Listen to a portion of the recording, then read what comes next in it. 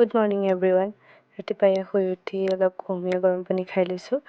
তাৰপাছত চাহৰ লগত খাবলৈ বুলি ব্ৰেড চপ বনালোঁ। তাৰপাছত এয়া চচ আৰু চাহৰ সৈতে খালোঁ। খাই পেলাই এয়া দেখিছেনে এজনে আমাক কমেণ্ট পাছ কৰিছে। তাৰপাছত এয়া পাপাৰ লগত পথাৰলৈ বুলি আহিলোঁ।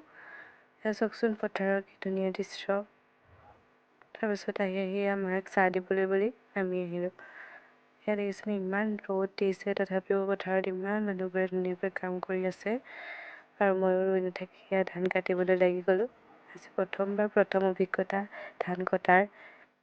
তাৰপাছতে এয়া দেখিছেনে আমাৰ এজনে এয়া গোটেই পথাৰখন জঁপিয়াই ফুৰিং ধৰাত লাগিছে। ফুৰিং এটা পাই মোক দিছেহি, দেখিছে তাৰ কাণ্ড। আৰু এয়া মোৰ ঘৰ আহি পেলাই সেয়া খাবলৈ বুলি চব্জি বনালোঁ। তেল দিছোঁ, তেল দি পিঁয়াজ জলকীয়া আৰু বিলাহী দি পেলাই ভাজি লৈছোঁ। তাৰপাছতে আলু দি পেলাই অলপ গ্ৰেভিকৈ বনাই লৈছোঁ।